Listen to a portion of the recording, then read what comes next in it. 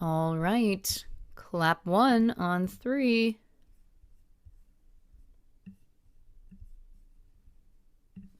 One, two, three. What's up, everybody? Welcome to another episode of True Crime and Cocktails. We're so glad that you're here. As always, I am your host, Lauren Ash, and as always, I am joined by my co-hostess with the mostess, Christy Oxborrow. How you feeling? I'm not gonna lie. Yeah. I'm fucking bummed. The I'm tone and the bummed. words not matching.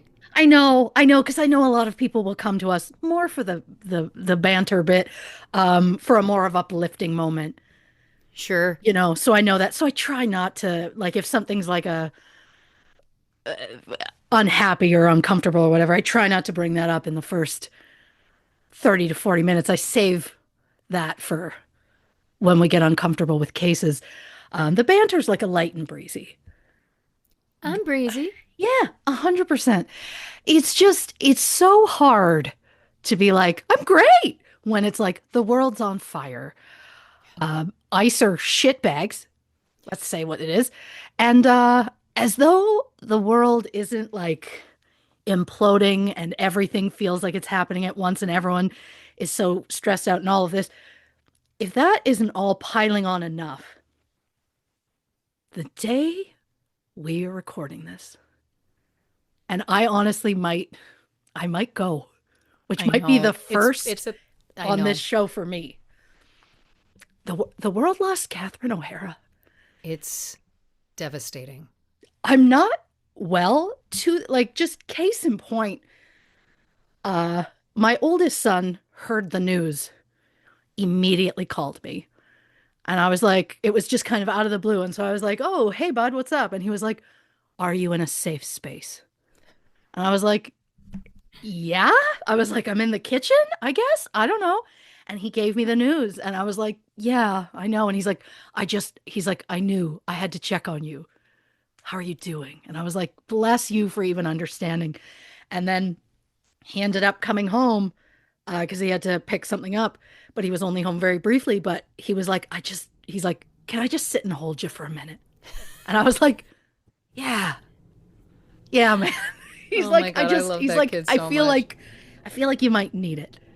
And I was like, yeah, Well, I mean, yeah. this is So also because he I gets had it. also texted Christy and said, "Are you sitting down?" Which is how she Hmm. always knows there's been a death. Well, that's the funny thing. Like, if I had recorded, um, the it's one of those you relay to me, I relay to my husband. Like that's how this works. And so I got the text from you that said, "Are you sitting down? This is a bad one." And because Yeah. she will often like if the second we hear of a celebrity death, we will just be like, "Did you hear?"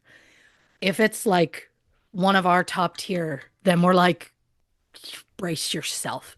Yeah. And so I got the message and I went, "Oh," and my husband said, "What's up?" And I said, "Lauren just texted. She asked if I was sitting down." And he goes, "Oh God, that can't be good." And I'm like, "Somebody has died." And he's like, "How do you know that?" I'm like, "That's what that means." And then I went, "Oh, she told me it's a big one." And he's like, "Okay." And I was like, "To us. It's a big one to us." And he was like, "Okay."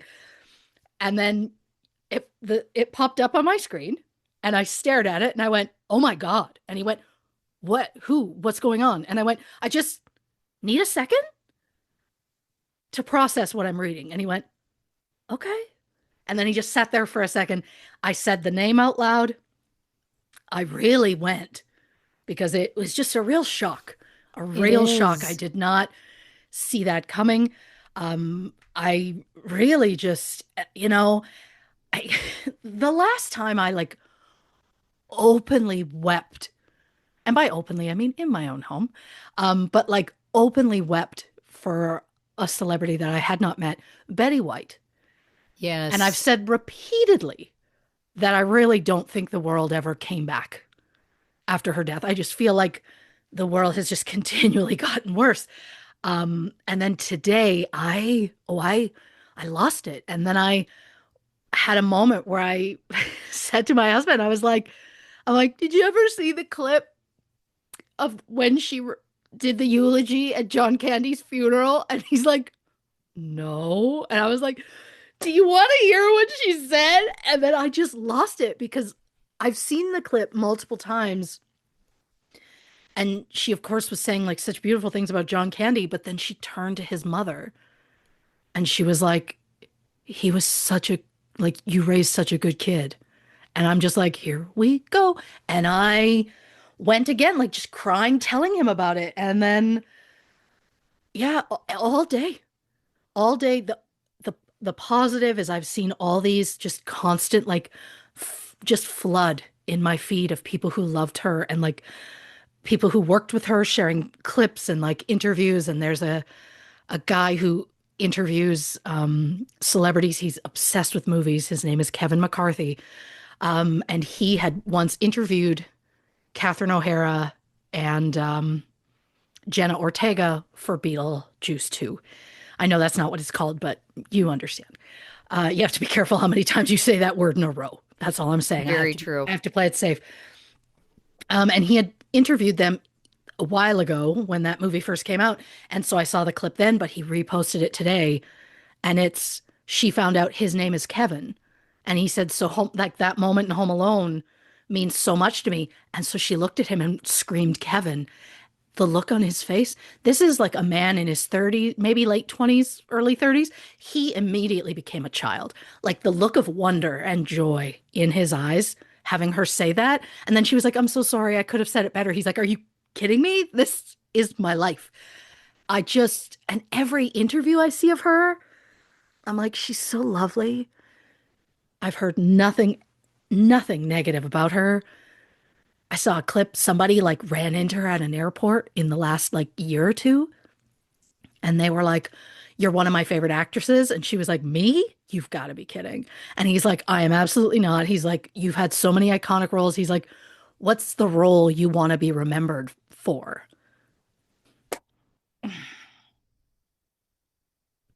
Here I go. Oh, I'm gonna go. Oh no. She said being a mom.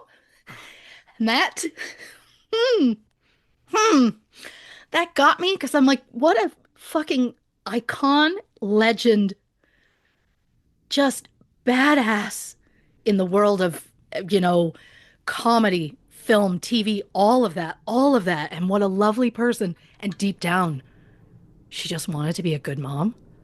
And I'm just like, well, there we go. That's what it takes. That's probably why I cried about the John Candy thing, because it was also referencing a mother. It's just, yeah, today's been an off and on. This just feels like it's just so many things add, and it just feels like it just makes everything so heavy. So you sometimes, I don't know, unbox shit on the internet just to find 30 seconds of joy in your day.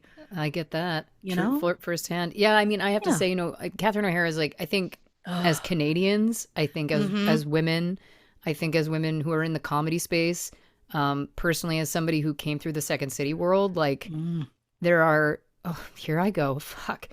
There are like people that change things for other people. Mm-hmm. And she was one of those people. And it's such a shock. I think 71 is incredibly young. I think, Yes. especially in this day and age. 71, I that was the thing that kept hitting me all day. I texted so many people and I was like, 71 is just not enough time. And as a woman who also has just had this massive career resurgence in her 60s, which is unheard of in Hollywood. She was won awards for Moira Rose, obviously absolutely iconic and all of the above. But to see a woman do that at that time in their life, as a woman of I'm very young, but you know what I'm saying. It's so inspiring. It was so inspiring to me to watch what was happening with her over the last decade. Yes. And I felt like she was just getting started again. Like it was like, oh, Right? what's next? I can't wait to see what she does next. I mean, she was just on The Last of Us, right? Like she's having this moment, and then all of a sudden to see that, to your point, it's like, I think there are things that just feel so heavy and so sad. And, the first thing I thought, of course, was like, Johnny's waiting for her. Like, I was just like, I can't. And that was the moment you And made me cry again. I texted that to Christy, but then all I could think was, I'm like, the fan art. I'm waiting for the like heaven gate and then him dressed in the outfit from Home Alone with his hand outstretched. Right? Like, I'm like, where's that fan art? It's coming. I mean, in the next few days, I feel like it's going to be all kinds of like, you know, John Candy, Catherine O'Hara in heaven fan art. And in one sense, how beautiful. And in the other sense, just, yeah, it's just so sad. It's so sad.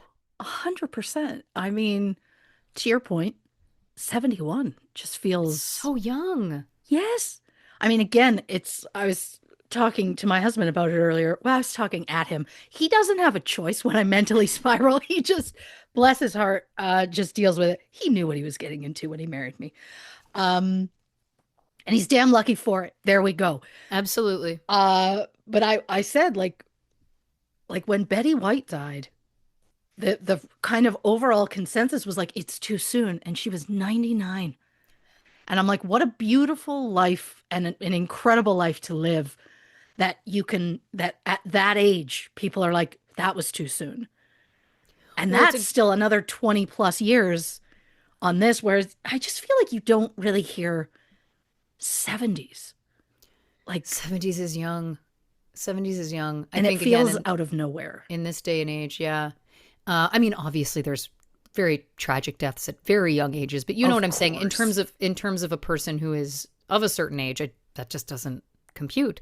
And Betty White's such a great example. I mean, think of all of the work we got from Betty White in the last 25, 30 years of her life. Amazing, hilarious things. And like, I just feel like we've been robbed. You know, it's like Catherine again, like she was, I just kept thinking, she just got started. Like she just got back into like. She did. You know, she never stopped, but you know what I'm saying? It was like such a moment for her to like play that iconic role that's so beloved, win those awards. You know, she's having like, again, such a huge, yeah, I don't know. I think it's just, it's shocking and it's so deeply saddening. And yes, I didn't have the pleasure of meeting her personally, but have lots of mutual friends and yeah, everybody says she's the greatest human being ever. Of course. Yeah. Oh, yeah. It's just the 2026 isn't shaping up to be a great year for iconic women. You know? And it's just like, universe, we didn't need this. You know, like of all the beautiful angels here on earth, like, leave her. There's so much going on. It's a lot. It's a lot. So, I mean, listen, I've started an unboxing career on TikTok. No one saw coming. I didn't see that coming. But yeah, sometimes you just, well, okay, yeah, other people knew. The signs were always there. Well, it's only because I saw it, because I had it happen myself, that I was like, this gives joy. Even if it's like a minute and 30 seconds of joy, that's a minute and 30 longer than I had the day before. So this is kind of what I want. And then I was like, she'll get there. When you opened up like the first Labubu, I was like, here, it's coming. Yeah. It has to be coming because she'll get it.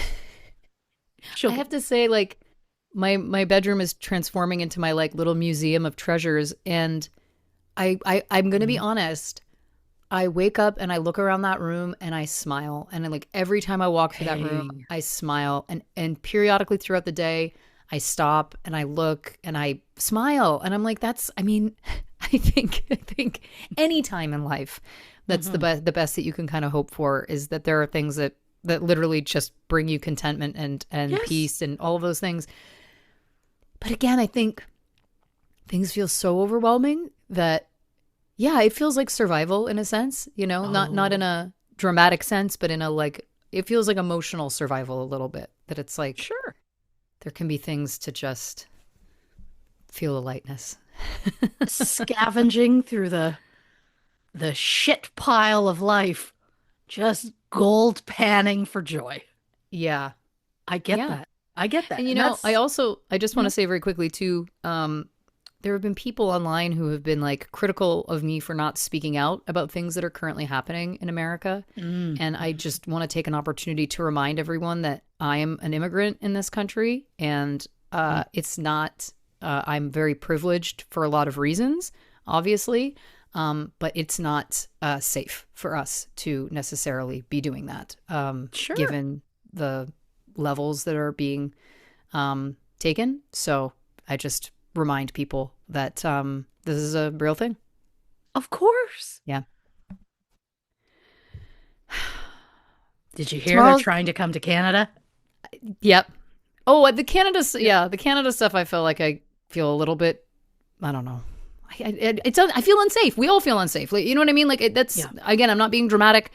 It's just it's a fucking wild time. And tomorrow's my birthday.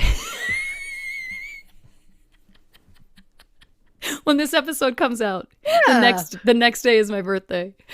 I just thought it was like such a funny transition that we're literally like, everything's really hard and we lost this iconic woman and they're coming the two for of Canada. us cried for the first And the two of us ever. duo cried. True Crime and Cocktails history. Yeah. Mm-hmm. Anyway, it's my birthday. Happy birthday. Again, just whenever you think of all the sad stuff from the beginning of this, just go to your beautiful mind palace, which is the treasures that you've built up in your room. Absolutely. And around the home. Of course. And around the home. They're bound to leak out.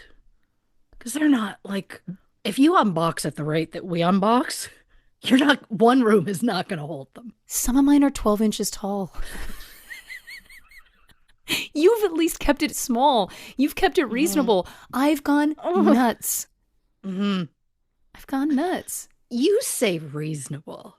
Again, like the only reason this looks reasonable behind me is because I've pulled all the boxes that are full of things and shoved them over there. So I've shoved them off camera so you can't see them. I have to be careful when I leave and enter this room because I have to like skirt around them or I'm going to trip on boxes of things that I've opened.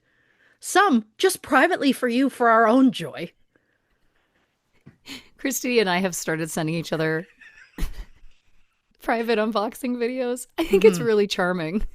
Yeah. I think it's so cute that we're like, this one's just for you. This one's just for us. I think that's so cute. Yeah, because again, you just wherever you can find it, right? It does. I do have to say very quickly, it feels like the purest. We're pretty pure, I think, in general in our intentions and emotions. Yes. But that to me, I think is like the quintessential. Hey, I made you a video of me unboxing something for no reason, just for us. I mean, listen, you know what? I'm already a puddle. I'll just say, I love you so much. I'm so grateful you're in my life. Oh, God. That's the best gift I could get for my birthday. How about that? Oh, God. There's going to be someone who's going to wreck this moment by being like, are their periods syncing up? Because they don't know what's happening. But I say this as someone happily married, but for the love of God, you are the love of my life. Oh. You always have been. You always will be. It is a fucking honor. Jesus. To have you in my life and to do this with you, to unbox in private with you, to spend literal hundreds of dollars to unbox products just for you. Ones that I didn't want, that leave us cackling because I ended up with so many things that I didn't want. Great news. Got rid of one. My youngest. I was like, hey, did you see these things? And he was like, oh, loves Mickey Mouse. And I was like, I have this Mickey thing. He took one look at it. He went, it looks like a Labubu. And I went, I guess. He loves it. He was like, I'll take it. So that's one down. One accounted for. Yeah. Yeah. Oh my God. Oh God. Yeah. We got a lot of things going on now. You know, mentally.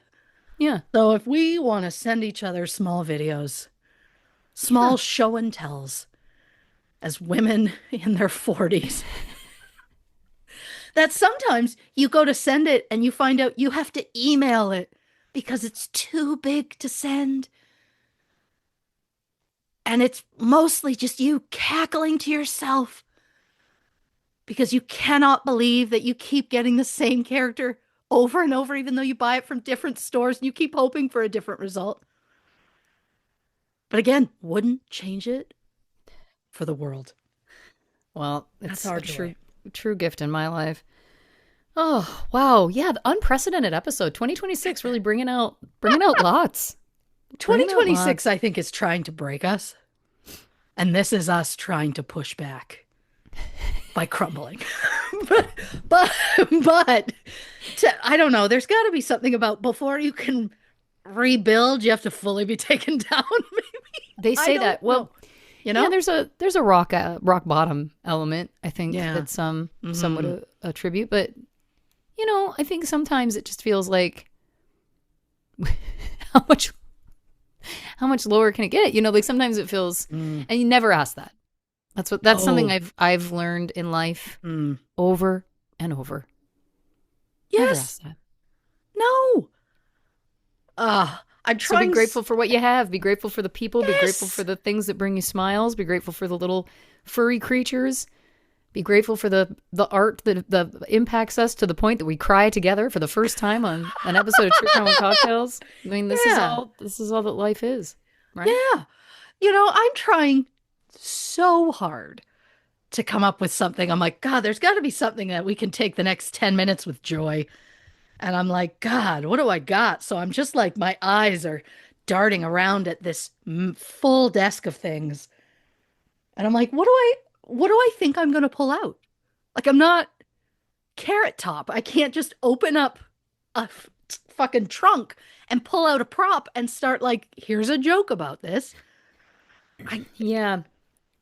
I got Sometimes nothing, but I'm like, I there's got think, to be joy somewhere. well, much like I've had therapists say to me in the past, sometimes you just have to sit in the sadness. That is true. That is Sometimes, true. But on that note, I do have this Yeah. little Pachaco figure Oh, that's nice. and a patron saint candle with Fox Mulder on it. So, Uh-huh. Uh-huh. I you love know, that. Looking at the things on the desk, I'm like, there are things I would hold up, but I'm not sure if I've posted that video yet. oh And it's God. like, and then if it's a spoiler, Christy Lynn, Well, they'll accept it. I became very concerned about spoilers in my, Mm. I was going to say coverage. What? Please do. Um, Please Thank you. do. But then I realized that people see them out of order. Like the algorithm Mm. shows it to people out of order. So people who want to go back and watch them all in order can, right? But I'm still getting views on like my first couple videos I put up a month ago. So I was like, I just don't think I can worry about it as much. Then I started to feel like I can't unbox something unless I do it on camera, because then some people are going to see that there's a new item in the collection and they didn't get to see it. And I'm like, that's absurd, Lauren. If anybody's watching that hard, first of all, thank you. Thank you for being so invested. But second of all, I just don't think that we can look at things that way. Yeah, look, sometimes it can be for the people. Sometimes it just has to be done alone, recorded and sent to your best friend. Sometimes it's just quietly, viciously done in a car in a parking lot. It depends. It's Viciously. whatever you need it to be in that moment. Whenever you need that joy, however quickly you need to get that joy, it's however it happens. Yeah. Yeah. Maybe I shouldn't have said vicious. Maybe I should have said frantic, but I've torn a box or two. You know what I mean? I've seen you. I've seen you. I've laid in a bed with you with a pile of about 55 mini brand things where we tore them so long Yeah. our hands hurt. Yeah, I get it. The I get fact that we opened those, yeah, until we were like, we can't feel our fingertips anymore. And we're like, we need a break. They're painful. They're Yeah. painful. I have notes. Oh, I don't know that has been a set since that I haven't complained about. There's one that I'm like, oh, I guess it's kind of cute. But the rest of them, for the mini brands, I just keep having complaints about them. And I'm like, I can't. What are we doing? Yeah. Hire us, because we can teach you a couple things. We got some notes. I Yeah. think some good ones. Yeah. I think some good ones. Oh, yeah. What you drinking over there? I'm just doing a Pepsi Yeah, and a water for, you know, I'm trying so hard to do more water because I had yeah. this headache the other day and I was an adult about it. And I was like, oh, what happened there? I didn't drink enough water. Like I I know. immediately was like, think back to what I had yesterday. And I was like, not a drop. That's not good. And I'm trying to get better about taking all my vitamins and like these are things. So I'm trying to have water around me all the time. You know I sound like this is a brand deal. Oh, Jesus. If you're listening and not watching, that was my giant Stanley cup. You can hear the Mhm. ice. Yeah. Um, this is the only thing that gets me to drink water. Mm. Oh, And because I you like think a straw. I have to have a straw. Hmm. But yeah, I won this size to the point that when I was going home to Toronto, I was like, I can't fly. Like, this is so heavy. I can't fly with this. So I got one for my place in Toronto. And and that's what I use on stage when I do my concerts, which people have commented on because it's like this like, pop punk gritty rock and roll show. And there I am with like a pastel yellow Stanley cup with like like so basic. But that's the dichotomy of me, folks. And if you don't know that already, why are Course. you here? But anyway, it's the only thing. It's the Hmm. only thing. And then committing to always having it. I left this in an Uber recently Hmm. and I panicked. Little did I know, you can get it back. You can contact them and they will bring it to you and they just charge you like a ride. And I was like, great, got it back. I was like, these are pricey. It was like either pay to get it back or buy a new one. Come on, and this is my Kelly Clarkson show one. Of That's course. irreplaceable. Well, did you hear? Her show is ending. I'm devastated. So am I. I love her show, and that show's been so kind to us over the years. Yes, I'm mainly devastated because it means she won't do karaoke anymore. I know. We all remember where we were the moment she did Tattoo. We all remember where you just have that moment where you're like, I like men. Like it's just there's something about her like the joke has become for any artist where it's like once she covers your song, great news, it's hers now. Yeah. So I'm like, yeah, she is so wildly talented. My only hope is that this was her choice. She was the one that was like, I need to stand back or whatever. That is my I only hope hope. so too.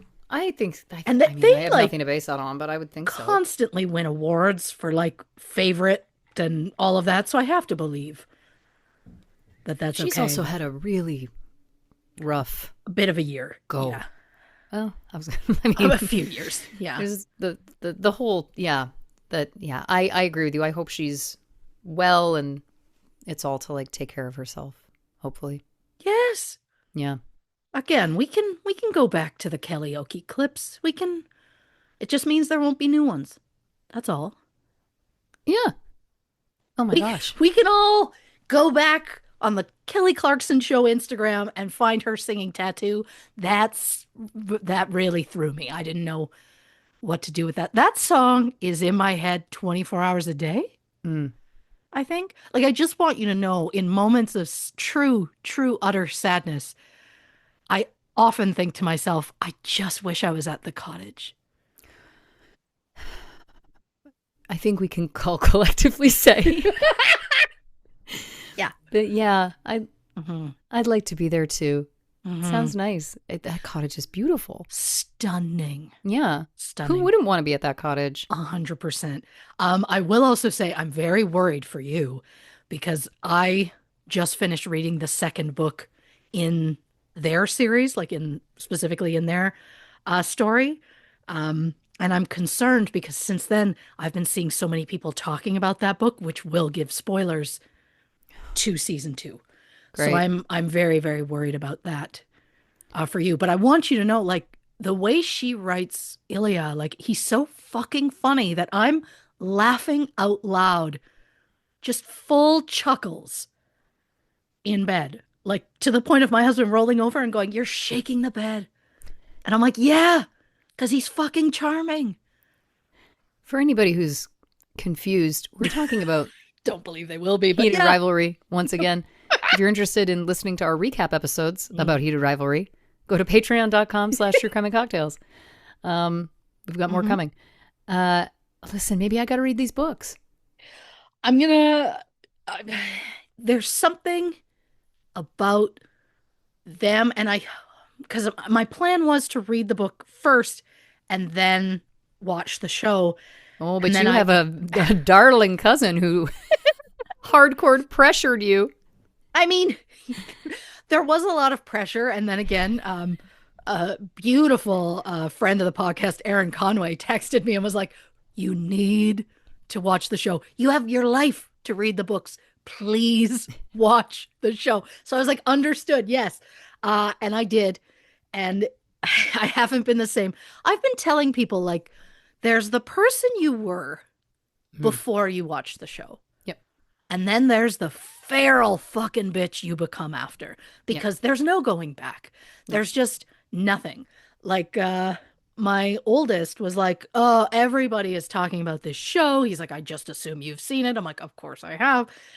And he's like, "I just don't get why it's so famous and so popular and all of these things." And he's like, "Is it just, because these dudes are hot and this guy's ass is something?" And I was like, "Sit down.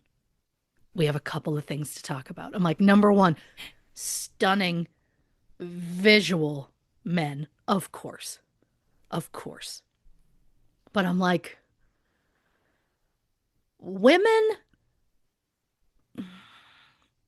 never get to see a man on screen say his feelings and show like the beautiful amount of like constant consent with his partner, and someone who's, you take like the hockey bros that all of us grew up knowing in Canada, and then you're like, "Oh, by the way, these like hard asses, they're actually softy on the inside and they're such beautiful humans." And I'm like, it's just, at the end of the day, it's just that how much they're in love with each other.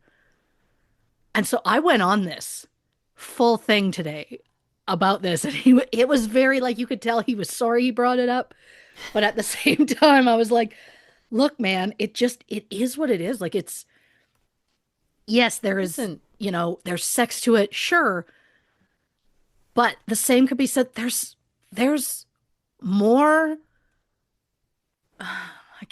there's more graphic sex in Bridgerton, and you're seeing titties, and why'd I have to say titties? Why couldn't I have just said boobs, breasts, tits? Why'd I have to go titties? That took it down a bit. But like, you're seeing so much more nudity in something like that, which again, I also love, than you are in this. And a lot of people are put off by it because it is two men, but I don't they can feel get over like themselves. I don't feel like the scenes are like, I think it's what, like, again, I just compare it to Bridgerton because I'm like, to me, it's like people are going at it. It's the same thing. You see a lot more nudity in Bridgerton than you see in this, but I mean, Connor's story, sir. What's your workout regime? Not that I'm gonna do it, but like, good God, sir. Yeah. Good Well, God. listen, I think what's the best thing I'm taking away from this is that you sat down your oldest son to have a real talk with him about what this show means to women and all of those things. And that's why that's the same boy who made sure you were okay when he knew that someone, an actor that was important to you passed away and wanted to give you a hug and hold you on the couch. You know what I'm saying? What I'm hearing is great parenting. Because it's paying off. Look, I'll take it. What I love is, I mean, I will say I do like that he was just like, "Oh yeah, isn't this that specific show?" And I was like, "Yeah." And he was just like, "Oh yeah." Like, there was no like, "Oh, this is gross. Oh, that's stupid, whatever." And I was like, "This is what it is." And I'm like, it's the feelings. It's just And listen, deep, deep love. Curiosity and asking questions, I think, is also not negative. Like asking, like, why do you think this is popular? Yeah, if it's not judgment, I mean, I think it's fair game. 100%. Well, listen, on that note, let's get into this. I got to tell you something. Yeah. I am being snuggled currently Oh, by Sharky. no kidding. Yeah. He jumped up. He must know that I'm emotional. Whenever I get really emotional, he does tend to kind of prowl around. But anyway, I'm just warning people, if you hear something, his purring is extremely loud. And I'll be honest, I'm not going to ask him to stop. I'm not going to put him down. I'm not going to ask him to stop. I've got this little buzzing heart healer hard pressed into my legs right now, and I'll be damned if I'm going to tell him to stop. What I'm hearing is that your oldest son also checked in on you during an emotional time. So you have done a great job raising him. I'll take it. I'll absolutely take it.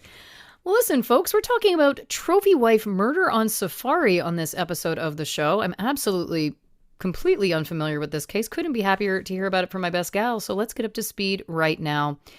Larry and Bianca Rudolph were married for 34 years, had 2 grown children, and shared a love of big game hunting. During a hunting trip in Africa in 2016, Bianca was found dead with a single gunshot wound to the chest. The investigating authorities ruled her death an accident, and Larry returned home before notifying their children that their mother was dead. Larry's behavior continued to be sketchy, but the case didn't reopen until the FBI was hounded with calls from Bianca's friends. This case is like something straight out of a soap opera, with greed, money, affairs, fraud, and possibly even murder. Christy Oxborrow investigates. Beautiful. Beautiful. Now, if nothing else, we are back to me yelling at a man. As it used to be. What's great about this also is not to get ahead of us, but I didn't realize this was about big game hunting, which is one of my biggest hates in the world. So this is great because you're going to get fired up and I'm going to get fired up. We're going to get fired up together. Let's go.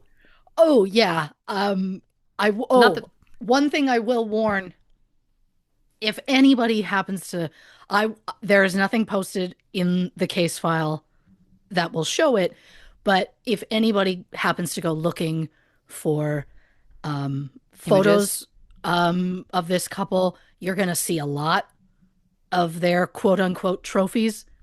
I don't love it. If you happen to watch the documentary, which I will mention in a second, so many shots of, like, so many pictures of things that I'm like, that's nope. I'm shocked that the documentary didn't have like some sort of a warning. Disclaimer? Yeah. Like we do every episode? Yeah, I was actually really, really shocked about it. I mean, I guess it does have safari in the title, but there was no part of me that thought that would be a thing. Well, I guess I just didn't put it together. But the disclaimer for this episode will contain very brief mentions of suicide, so trigger warning for those who need it. And as the title of the episode implies, as part of my research, I watched the ABC News Studios / Hulu documentary, Trophy Wife, Murder on Safari. Again, if you give it a watch, just know that there's going to be a lot of dead animal photos. There we go. Said it. So today's episode takes place partially in Pennsylvania and partially in Africa. But since the story starts in Pennsylvania, that's where our fun facts are going to begin. Pennsylvania is known as the Keystone State due to its central location amongst the original 13 colonies. The word Pennsylvania is misspelled on the Liberty Bell because at the time, they simply couldn't agree on how it was going to be spelled. Oh, I didn't know that. That's hilarious. I find it amazing that they were like, we can't hold it off. We can't wait to decide how we're going to spell it. Just put that and we'll figure it out later. The State College Area High School in Pennsylvania was the first school in the United States to teach driver's ed. Pennsylvania is home to the much beloved weather forecasting groundhog Punxsutawney Phil, as well as Hershey, which is the capital chocolate capital of America. According to Mental Floss, during World War II, many NFL players were drafted in the war. So to keep the league alive, the Philadelphia Eagles and the Pittsburgh Steelers combined into one team for a season. They they were known as the Steagles, No. and fans were said to be quite unhappy about it. I Really can't bold even. Yeah, choice. 100%. Wild. I the way I would flip a table to hear about the Pittsburgh Penguins and the Philadelphia Flyers combining into what? No, I'll take Sidney No. Crosby, but we don't want to combine. We don't want to combine. So in 1982, actor Sylvester Stallone gifted the city of Philadelphia an 8-foot 6-inch bronze statue of his iconic movie character, Rocky Balboa. Philadelphia, of course, is the largest city in Pennsylvania and was the first city to serve as capital of the United States. Philadelphia is also home to the first American daily newspaper in 1784, the first American public zoo in 1859, and home to the hockey loves of my life, with exception to Shane, Ilya, and Scott, whose home is in my soul. Same. The first piano built in America was built in Philadelphia in 1775. The Declaration of Independence was signed in Philadelphia in 1776 and stolen in 2004 by Nicolas Cage in the movie National Treasure. Didn't even see it coming. Things invented in Pennsylvania include, but are not limited to, Ferris wheels, the polio vaccine, lightning rods, the smiley face emoticon, movie theaters, gas stations, pencils with erasers attached to them, soda pop, bubble gum, toilet paper rolls, and the slinky. Everyone loves a slinky. Oh, I liked that a lot. Thank you. But now, on with our regular scheduled programming. Bianca Teresa Finizio was born December 4th, 1959, in Pittsburgh, Pennsylvania. While working at the cafeteria at the University of Pittsburgh, Bianca met a dental student named Larry Rudolph, not to be confused with the Larry Rudolph who worked as Britney Spears' manager from 1998 to 2021. For more on Britney Spears, check out episode 42. 42. I mean, were we ever that young?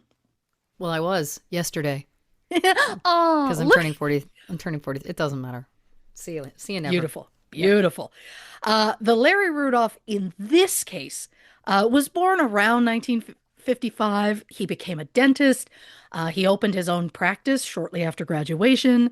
Larry and Bianca got married in September 1982 and had a daughter, Anna Bianca, around 1986 and son Julian around 1990. The Rudolphs were a happy, relatively normal family living in Pittsburgh. Julian later said his parents never fought and his childhood was a peaceful suburban life. Unfortunately, from the sounds of it, Larry couldn't keep it in his pants, which is a very crass way of saying that Larry was constantly cheating on Bianca. Larry later compared his affairs to a roller coaster ride, stating that he just loved the thrill. Ick. There was a moment in the documentary where they spoke about Larry having an affair with one of his office assistants. Apparently, Larry and this woman went back to her place, like over lunch.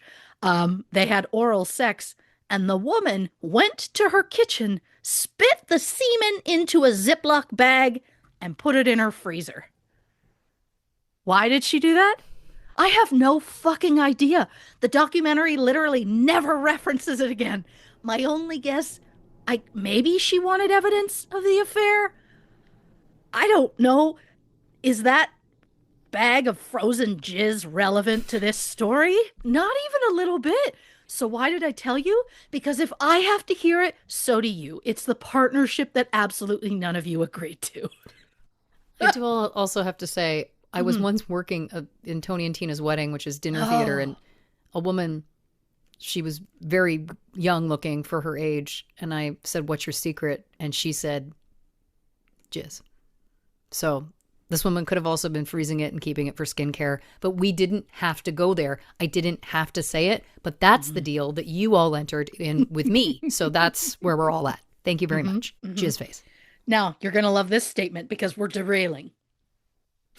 I remember. This is the we cried. We both cried. This one, folks, who knows? Just buckle in. You don't know what you're in here for. No, neither do we. Now, was it, forgive me, I love that this is how I'm wording it. I can't remember if this was from a TV show or if this is real life. All I remember is that someone got caught because it turned out that they were putting jizz in like facial lotion and they weren't telling people that's what was in it. Now, was that from a TV show? Or was that time that I was convinced that my neighbor had put his dick in my... It was not the dick paste. No. Although that was a beautiful ride we went on. I don't remember a story about jizz in facial products, but it was probably a TV show, but it feels like that feels like a Nip Tuck plot maybe or something. I've never even seen Nip Tuck, but it feels like something in that realm. But more than possible. I just remember like there was a woman that had this like line of lotion, and then someone asked what's the secret ingredient that makes people look so young, and she's like, "Oh, it's jizz." I mean, she didn't use the word jizz, but it's jizz. This glow, this maybe she's glow? born with it. maybe it's ejaculate. Yeah. That, God, we really are magic. You know what I mean? Yeah, I do. Oh, God, maybe someone will remember what I'm talking about. Again, I think it was a TV show, but then what TV show am I thinking? I'll try and hit the Google later. I don't feel like I should be doing it right now because I also don't know if it's going to bring up porn, which I don't want. Of course. I just love that. I'm like, I remember it being such a scandal. Was it scandal? Was it a scandal on the show or in real life? It had to have been a show. Was it a scandal? Was it on Scandal? This is what it's like in my head all the time. All the time. It's an honor to be here. Yeah. So when Larry wasn't stepping out on his wife, he was building a successful dental practice called The Dentistry. He even starred in a series of commercials where he promoted his idea of sedating patients before their treatment to help ease any fear and anxiety. In 2002, Lori Milliron was hired at the dentistry as a part-time dental hygienist. Larry was immediately attracted to her and started asking Lori out. Knowing that Larry was married, Lori declined. Larry continued to push by sending Lori notes and flowers, and after a year, Lori finally agreed to go out with him. When Lori asked Larry about his wife, Larry simply told her, "Don't worry about it. We both do our own thing." But it seems that at the time, Bianca had no idea that Larry was seeing Lori, or anyone else for that matter. In fact, according to a previous staff member at the dentistry, there were a few times Bianca called the office looking for Larry, and the staff outright said to her, like, "Hey, like, I think something shady's going on." Really? And according to staff members, Bianca allegedly said that's not possible. She said she treats Larry too well for him to cheat. Oh, Bianca, if there's anything I've learned in life, it's that sometimes if you treat a man too well, that's why he'll do it. Doesn't think he deserves you. Feels inadequate. Blows it up. But I digress. Jizz face. Yeah. I just put, I'm no expert. But dear people, if you take anything away from this episode, let it be that if someone cheats on you, it's because of their own issues and has nothing to do with you. It is Mm-hmm. absolutely not your fault that they are a prick. But when Bianca said Larry would never step out on her, it sounds like she wasn't aware that Larry claimed they both did their own thing. But Larry was so bold about the affair, he didn't even try and hide it. He took Lori out for dinner publicly, just like no problems. Every 6 weeks, they went on vacation together. Between 2003 and 2008, Larry and Lori spent 60 days a year on vacation together. How did Bianca not know? I don't. I'd love to know where he said he was going. Laurie said they connected on a deeper level because they had similar childhoods and they quickly fell in love. And while that might sound beautiful, even though Larry was already married, it turns out Larry was also seeing other women behind Laurie's back. So I guess he was connecting with multiple women. One of the other women claimed Larry sent her a bouquet of roses with a dildo in the middle of them. Yeah. Like dildo roses. Special delivery. Yeah. Yeah. Larry denies doing this, but come on. So around this time, Larry starts getting into big game hunting. Well, I guess he kind of got into it like years prior, but he got more serious about it a little bit later. He was first introduced to hunting in his youth by his father. He quickly grew to an enjoyment of killing animals for trophies. It's not my idea of a good time, to each their own. Larry started making frequent trips to Africa for the sole purpose of hunting, and soon Bianca started to join him. Bianca grew passionate about hunting and became quite skilled, often killing her trophies with a single shot. A skilled big game hunter? Huh. That sounds like Frank Walsh, the character played by Nicolas Cage in a 2019 movie Primal. Not a twofer. Two references in a single episode? I spoil you. What a buffoon. Um, Now, I'm not a professional, so this is more of a speculation than anything, but my psychologist hat wonders if Bianca got into hunting in an attempt to bond with her husband. Whenever Larry took vacations with Lori, did he just simply tell her he was going on a hunting safari? And she was like, oh, I guess I won't go. Did she start tagging along on the hunting trips because deep down she knew he was actually going away with other women and she thought by becoming a hunter, Larry would be forced to take her instead of these other women? Again, only speculating. I don't know. But in 2006, Larry and Bianca went on a hunting trip to Africa. And just like earlier with Pennsylvania, I want to dazzle you with some fun facts. Is dazzling the right word to describe what I'm doing? I honestly don't even know anymore. So, Africa. Normally, I would do the specific like country and not the whole continent, but the odds of us doing another Africa episode, who knows? But I'm like, let's just run with it. Africa is the second largest continent in the world, the largest, of course, being Asia. Africa is home to the Sahara, which is the largest desert in the world, covering approximately 3.6 million square miles. It's also home to the Nile, the longest river in the world, measuring over 4,000 miles long. 70% of the world's cocoa beans come from Africa, as well as 50% of the world's gold and 95% of the world's diamonds. The continent is home to roughly 15% of the world's population, and over 2,000 different languages are spoken there, which accounts for more than 25% of the living languages in the world.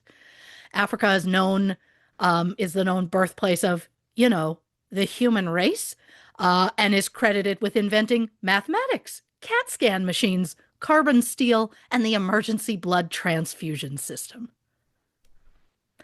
Famous people born in Africa include, but are not limited to, Nelson Mandela, Lupita Nyong'o, Trevor Noah, Freddie Mercury, Charlize Theron, Dave Matthews, Hugo Weaving, Troye Sivan, who Blanche believes has the most stunning face on the planet. Mm. Um, Iman, J.R.R. Tolkien, and a certain individual whose name I don't even want to say, who was the subject of a two-part Scandal episode we did back in the summer of 2024. That would be episodes 178 and 179, if you're interested. From the best I can tell, now we're back to the real shit. For the hunting trip in 2006, Larry and Bianca Rudolph went to Zambia, which is a landlocked country in the southern half of Africa.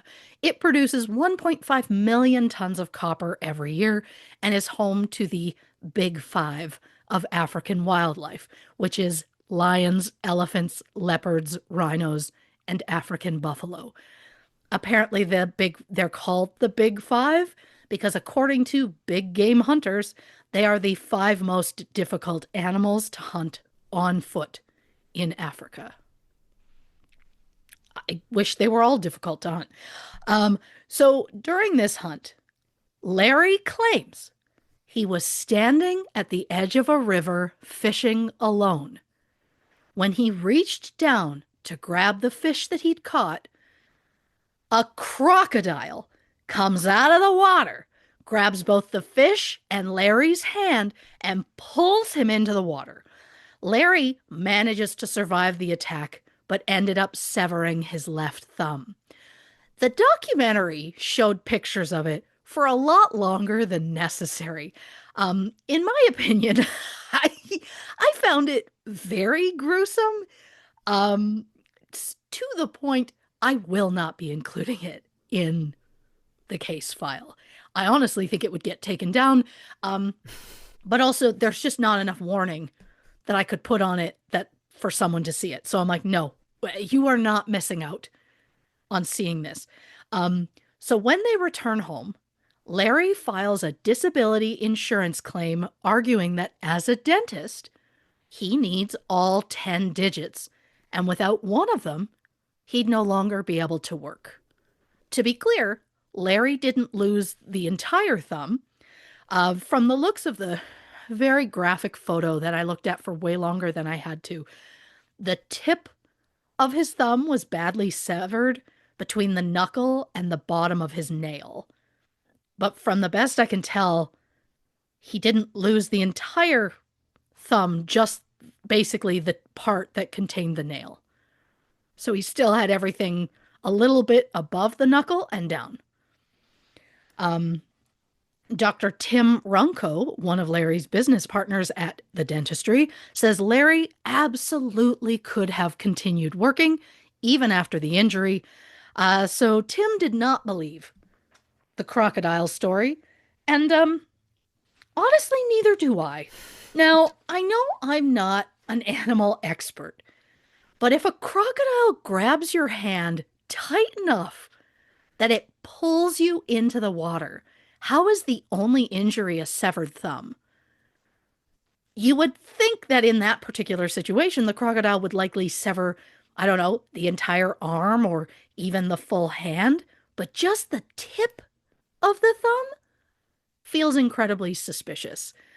Based on the photo, I mean, the injury is clearly very real, but if it wasn't caused by a crocodile, then what could it have been?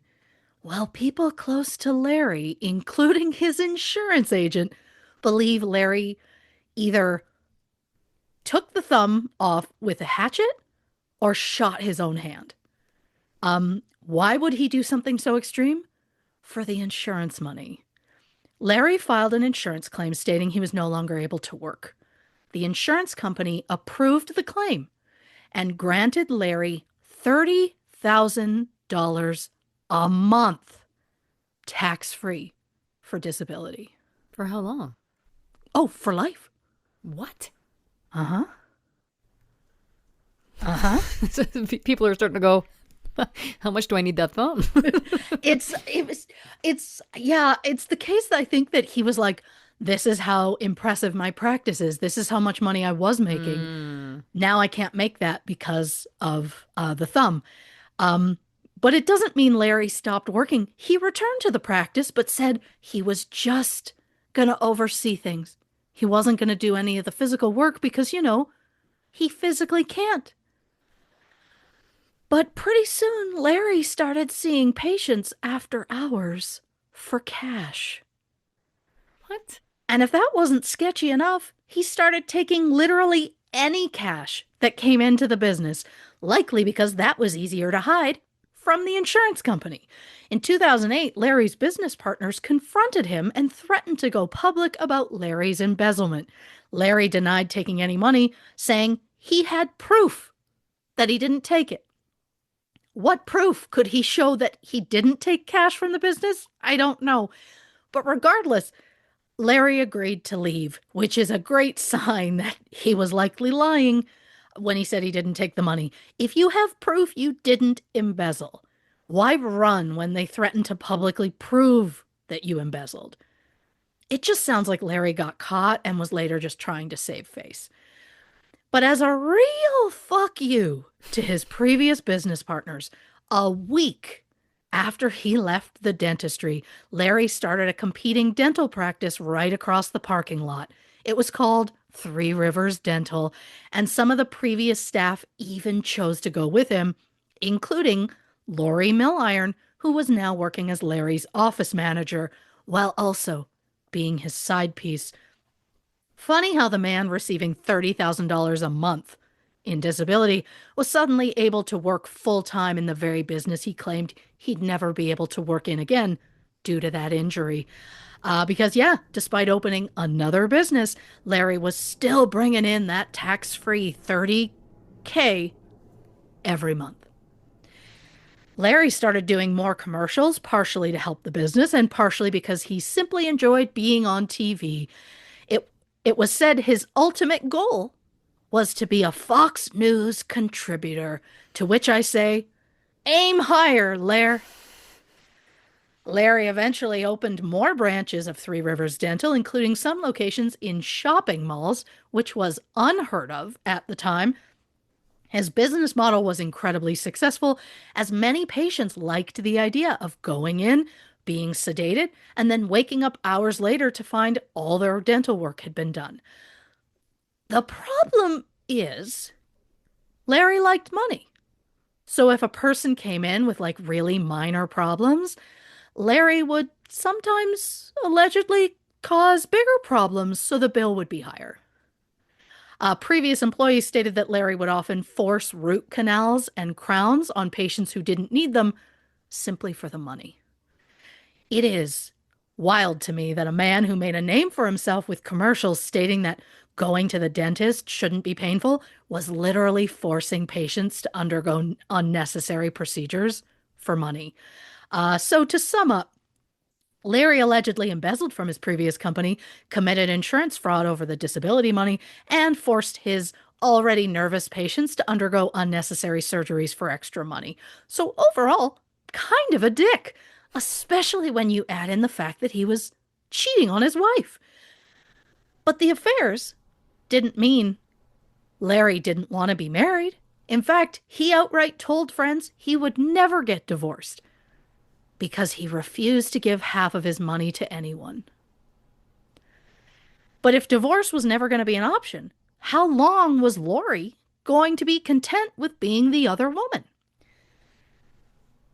So Larry gets this new business, and at the all the time, like in his spare time, he was a member of this prestigious hunting organization called Safari Club International, or SCI for short.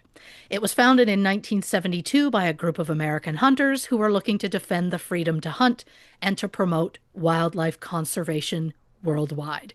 As of this record, that organization has nearly 200 chapters around the world with roughly 50,000 members. Some famous members from that organization include Donald Trump Jr., Tucker Carlson, Christy Nome, just a shitbag altogether. Also the founder of Bass Pro Shop, Johnny Morris. I don't know if he's bad or not. I didn't want to bother Googling him, if I'm honest. Prior to his lifetime membership, Larry had been a member of the organization for roughly 25 years. In 2007, he was given the Weatherby Award, which is for hunting achievement, outstanding support of conservation, and dedication to ethical sport hunting. Larry soon set his sights on becoming SCI president, and he didn't care what it took to get it. According to his former dental assistant, Marianne Vermessen, when Marianne was headed out of state to visit family, Larry gave her mail-in ballots and told her to drop them in mailboxes along her route because he wanted them to get different postmarks so that they actually seemed legit. Larry denies doing this, but even though I don't know her, I absolutely trust Marianne more than I trust Larry. So I think I would say I trust almost anybody more than Larry. 100%. I just don't know why I wouldn't trust her over him. Um, People who knew Larry described him as, quote, a small man with a big ego.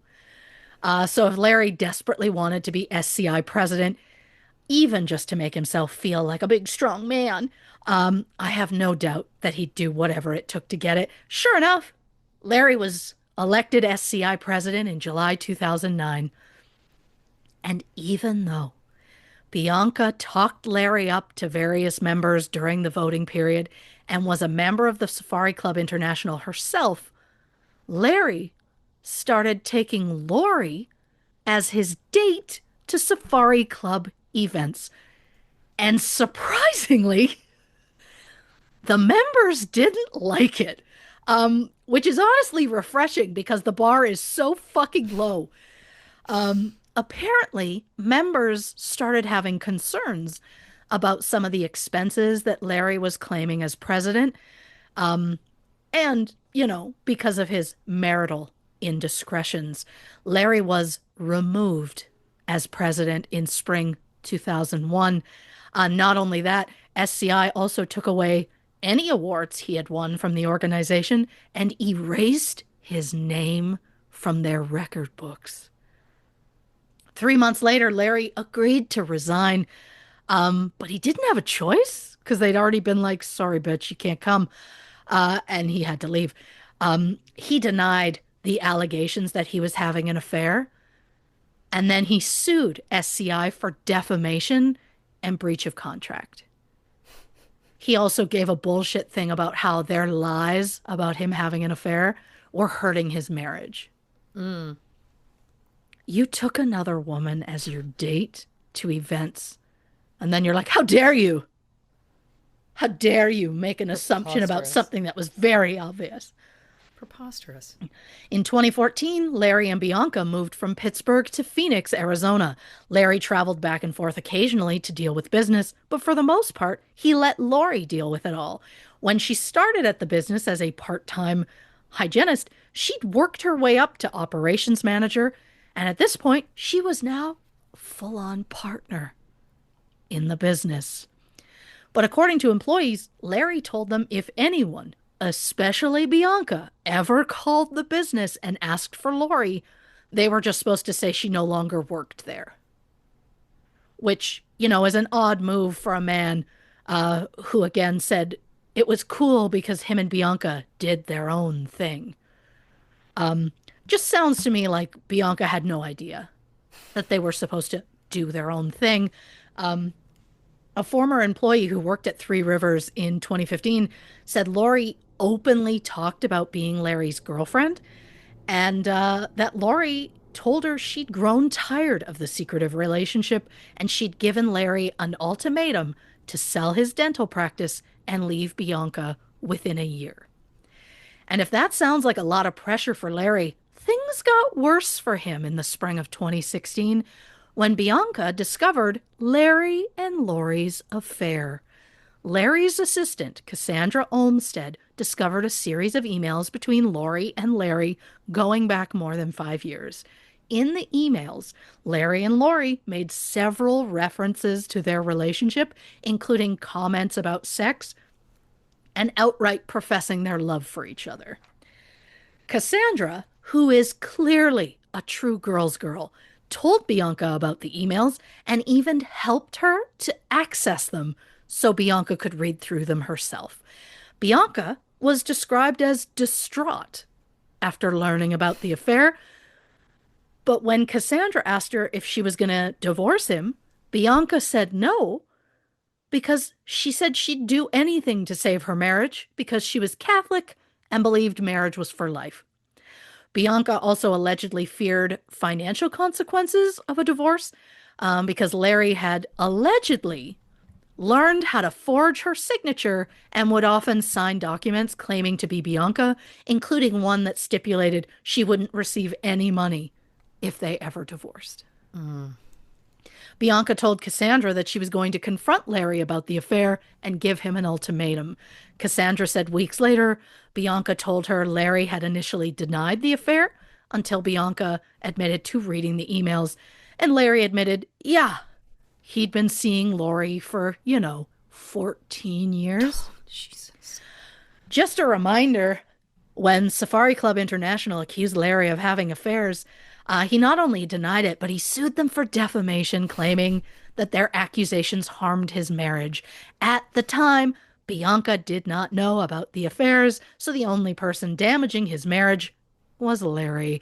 From the best I can tell, he did not win that defamation suit.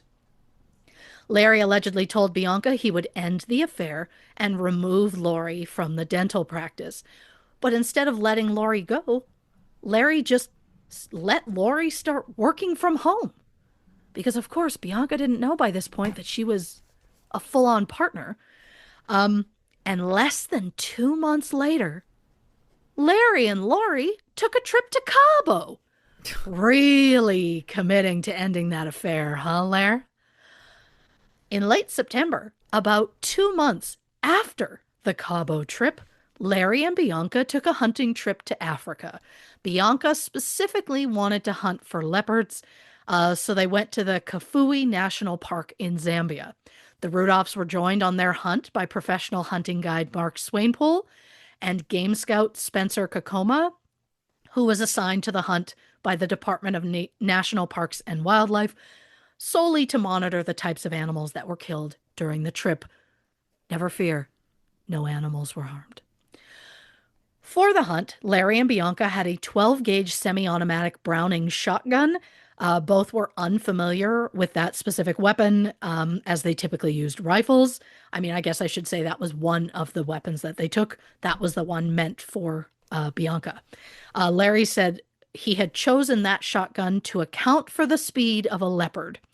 Mark tested the weapon before the hunt and said it was in proper working condition. No leopards were seen during their 12-day trip, so Larry wanted to stay longer. Bianca, though, wanted to go home because her nephew was getting married. And, she kind of wanted to attend. Well, on the evening of October 10th, Bianca and Larry returned to their cabin at the guest camp. Mark unloaded his own gun, as well as Bianca's, and watched Larry unload his weapon. It was protocol to empty all weapons following a safari hunt. All weapons were then stored in individual soft cases. Larry and Bianca were set to leave early the next morning. Shortly before 5 a.m., Mark said he heard a gunshot followed by what he could only describe as a winded scream coming from the Rudolphs' cabin. Mark and Spencer ran to the cabin where they found Larry standing in the bathroom doorway and Bianca lying on the floor in a pool of blood. A shotgun was lying on the floor nearby in a case which was partially unzipped. Bianca had been shot once in the heart. Bianca Rudolph was described as sweet, kind, and loving. She deeply loved her children. Bianca was 56 at the time of her death. Bianca's body was sent to Lusaka, the capital of Zambia, for an autopsy. The doctor said the gunshot had destroyed the left side of her heart and perforated a lung. Officially, it was listed as excessive bleeding and an injury to the heart. The doctor said that due to the wound's placement, Bianca would have died in less than a minute. Zambian authorities were contacted immediately when they spoke with Larry. He said he'd been in the shower when he heard a gunshot and he came out to find Bianca lying on the floor. Larry said the gun must have accidentally gone off while Bianca was packing. And while many people involved in the case did not buy that story, including members of the police and the game scout Spencer Kokoma, Bianca's death was officially ruled accidental discharge of a firearm. The Zambian authorities made that decision after investigating the case for less than 2 days. Bianca's remains were almost immediately cremated at Larry's request, and he returned to the U.S. At the time, Larry and Bianca's children were both in their late 20s. They still did not know their mother was dead. Staff at the crematorium suggested that Larry contact his family, but Larry said he wanted to do it in person. But by the time Larry's flight landed in the U.S., there were already articles online about Bianca's death. So maybe he should have just called them right after. The kids didn't learn about their mother's death until a week after it happened. And many of Bianca's friends and family didn't learn about her death until the day of her funeral. But who was one of the first people Larry contacted after Bianca's death? Lori. Larry's mistress learned about Bianca's death before Bianca's own children. Wild move, Lair. Wild move. And speaking of wild, I want to point out some of Larry's unusual, or let's say it, outright sketchy behavior surrounding Bianca's death. For starters, around 4 p.m. on the day that Bianca died, so we're talking less than 12 hours after it happened, Larry called the U.S. Embassy in South Africa to ask how quickly he could get Bianca's remains cremated because he wanted to hurry and leave the country. Larry was so sketchy about it that the official at the embassy, a man named Otto Westhassel, who was a 20-year veteran of the U.S. Marines, was so suspicious of him that Otto personally drove to the crematorium with some coworkers and took pictures of the body to preserve any evidence. When Larry learned of the photos, he was livid. It's almost like he didn't want someone looking into it. Isn't that weird? Speaking of the crematorium, according to the New York Post, when crematorium employees suggested that Larry contact his family, Larry said he wanted to do it in person. And then he said, the children weren't Bianca's. They were from a different marriage. Why would he say that? It makes no fucking sense. Makes no sense. It's almost like he was trying, like they were like, you should contact your children. And he was like, no, I'm going to wait. And they were like, they should know. And he was like, they're from a different marriage. They weren't hers. Like, as though that's supposed to make it okay. Like, I feel like that's what he was trying, but what a shitbag. I know I've used that term a lot today, but it just, when it feels right, it feels right. Oh, yeah. There's also the fact that Larry claimed he was in the shower when he heard the gunshot and that he immediately got out to see what happened. But when people arrived on scene, not only was Larry fully dressed, but his hair wasn't even wet. There wasn't water on the floor. When did he have time to get dressed or even dried off before people arrived seconds after the shot?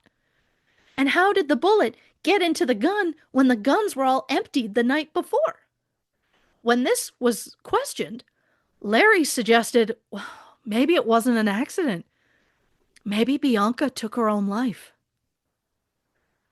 To be clear, there was absolutely no evidence whatsoever that suggests Bianca was suicidal in any way. 2 days after Larry returned to the U.S. following Bianca's death, he emailed his lawyer to ask what was the best way to start claiming her life insurance. Classic. It turns out Larry had 9 different policies on Bianca through 7 different companies. Larry's regular, 100%. Larry's regular insurance guy, Bill. I was going to put his last name, but for the love, I was charmed by the idea of just insurance agent Bill. So Bill said he only knew about 3 policies, the first of which they purchased in 1987, but weirdly, they had updated it just months before Bianca died. Larry claimed Bianca knew about each of the policies and that, well, she signed them each herself.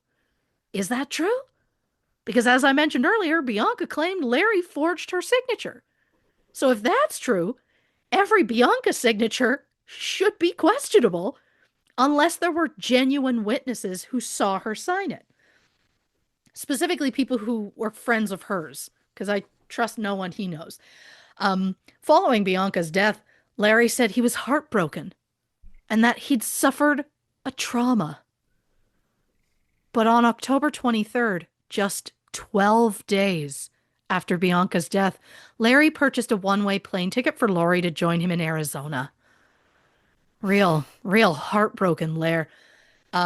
He claimed he just needed to be with a friend, which I would almost believe if he hadn't chosen a friend he'd been sleeping with for over a decade. Oh, and just to show you how depraved it was for Larry to buy a ticket for his mistress to join him less than 2 weeks after his wife's mysterious death, the day he bought that plane ticket was the day of Bianca's funeral. Well, for whatever reason, Lori couldn't make the trip. So that ticket got canceled. But don't worry, people. Larry and his desperate need for a friend. I mean, I know we're all thinking about it. Never fear. 2 days later, Larry bought tickets to meet up with another woman in Vegas. And yeah, this was another woman Larry had been seeing on the side because while he wasn't loyal to Bianca, he wasn't loyal to Lori. It just seems the only person Larry was loyal to was himself. 3 months after Bianca's death, Lori officially moved in with Larry in Arizona.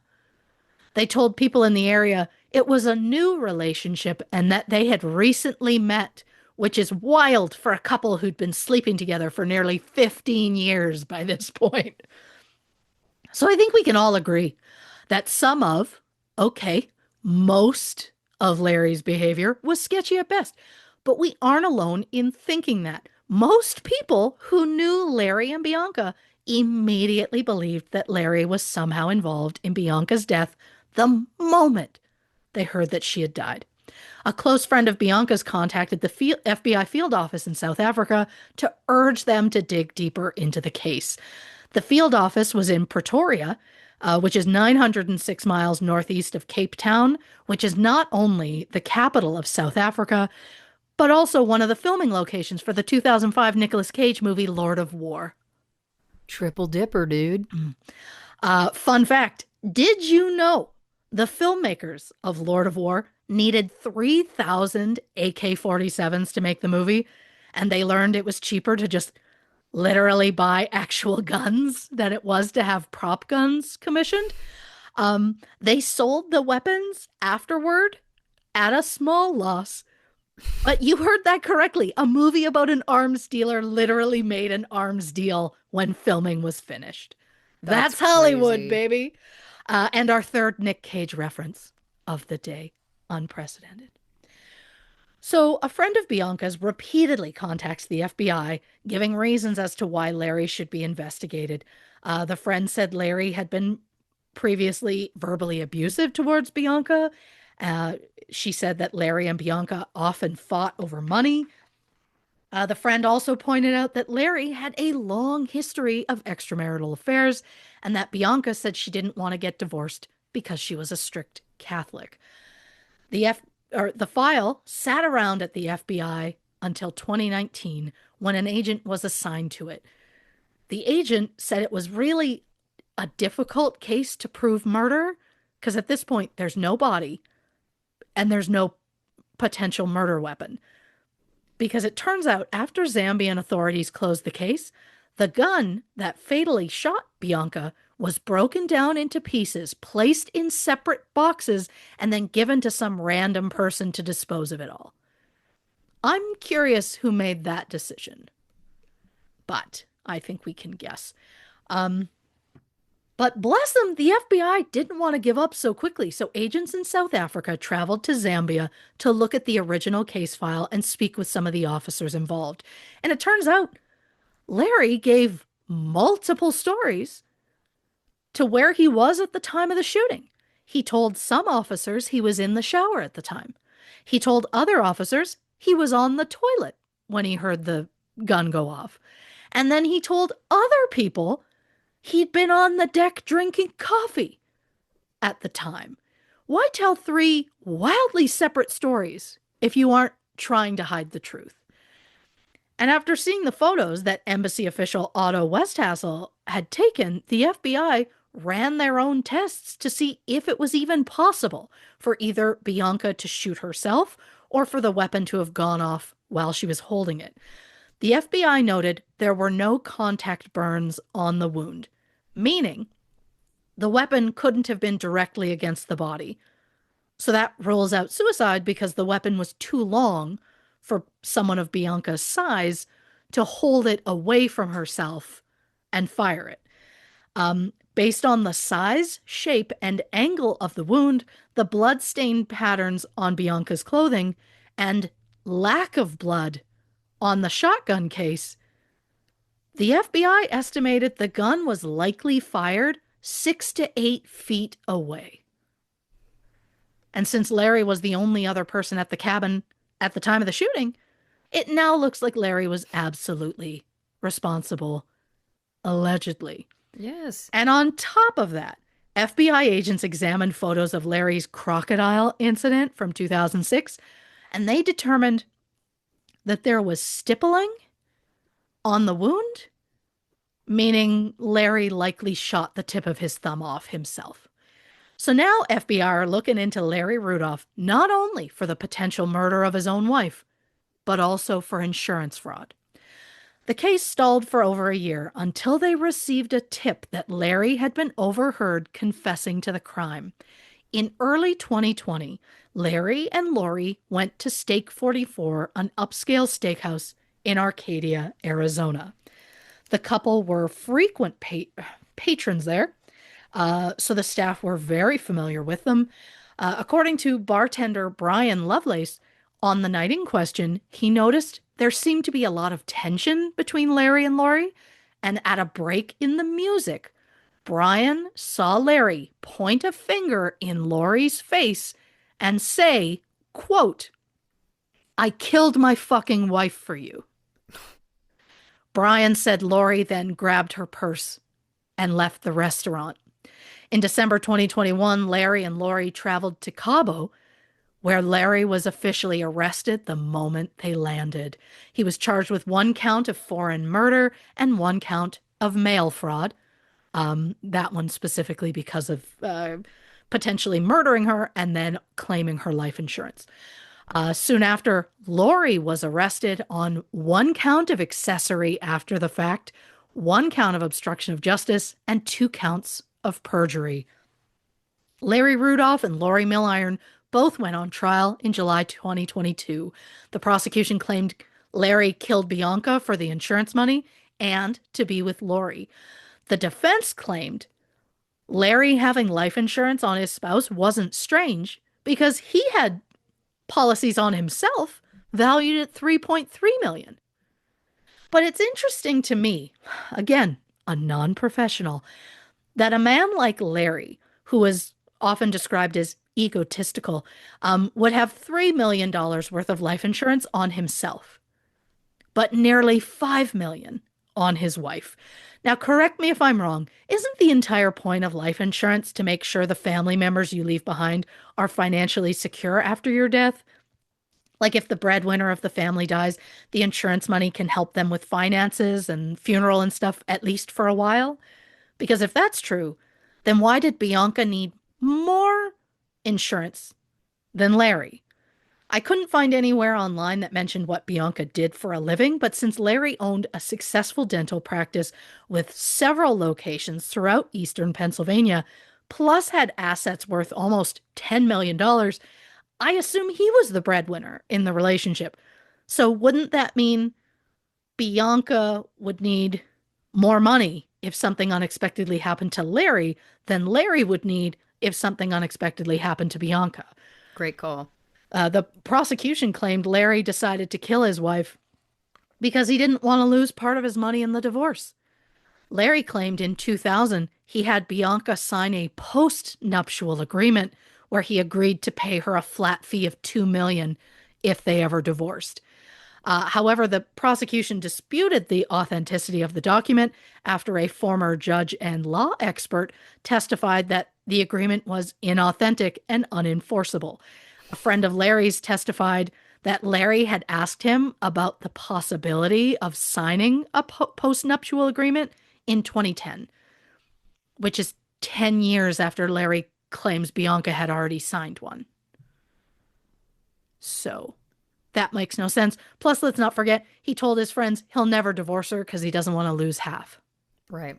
So, but why would he be asking about a document that, supposedly already existed? Who knows? It almost sounds like Larry might be lying. Maybe.